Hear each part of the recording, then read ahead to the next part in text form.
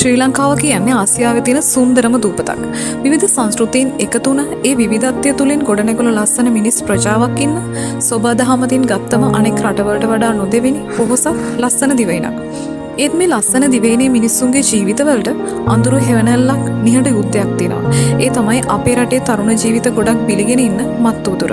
මේක ලංකාව තුල විතරක් නෙමෙයි මුළු ලෝකයේ පුරාම මාෆියාවක් වගේම ලෝකයට වසංගතයක් බවට පත් වෙලා අවසන්. මේ වෙද්දි ලංකාව තුල සමාජ ගැටලුවක් බවට පත් වෙලා තියෙන මේ මත්ද්‍රව්‍ය අතර අයිස්, හෙරොයින්, ගංජා, සිගරට්, මද්යසාර වැනි ද්‍රව්‍ය ප්‍රධාන වශයෙන් ගන්න පුළුවන්. මහජන ආරක්ෂක අමාත්‍යාංශය විසින් නිකුත් කරන ලද දත්තවලට අනුව මේ වසරේ 2025 ජනවාරි සිට ජූලි දක්වා කාලය තුල පුද්ගලයන් 1,25,000කට වැඩි පිරිසක් අත්අඩංගුවට අරගෙන තියෙනවා වගේම ඒ අත්අඩංගුවටගත් පුද්ගලයන්ගෙන් ලක්ෂයකට වඩා වැඩි පිරිසක් මත්ද්‍රව්‍ය ආශ්‍රිත වැරදි වලට සම්බන්ධයි. මේ අතර හෙරොයින් ආශ්‍රිත වැරදි සම්බන්ධයෙන් පුද්ගලයන් 36,988ක් වාර්තාගත අතර ඒ මුළු පුද්ගල සංඛ්‍යාවෙන් 128.9ක්.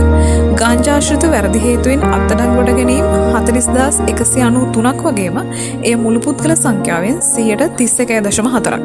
මෙතම්ෆෙටමින් ආශ්‍රිත අත්අඩංගුවට ගැනීම 44,848ක් සහ එය මුළු පුද්ගල සංඛ්‍යාවෙන් 35.1ක් වගේම එය කෘත්‍රිම මත්ද්‍රව්‍ය ඉහළ යාම පිළිබඳව වර්ධනයක් පිළිබිඹු කරනවා.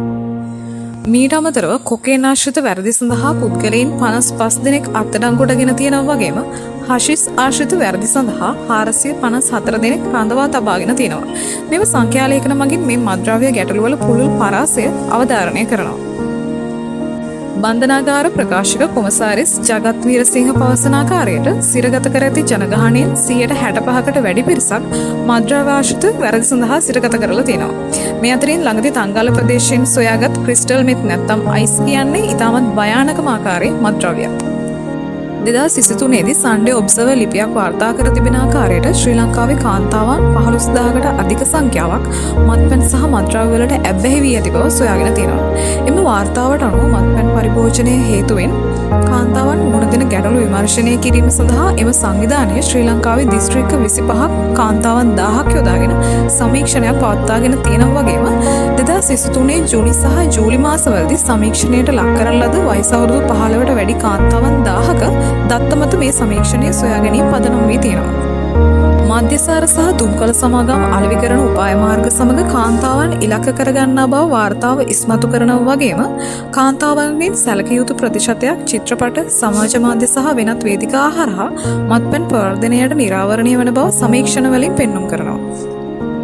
ADIC විසින් එම කාලරාමුව සමග වෙනම මත විමසුමක් පවත්වන ලද අතර එමගින් කාන්තාවන්ගෙන් 54%ක් අන් අයගේ මත්පැන් පරිභෝජනයේ හේතුවෙන් ගැටලු අත්විඳ ඇති බව සොයාගෙන තියෙනවා.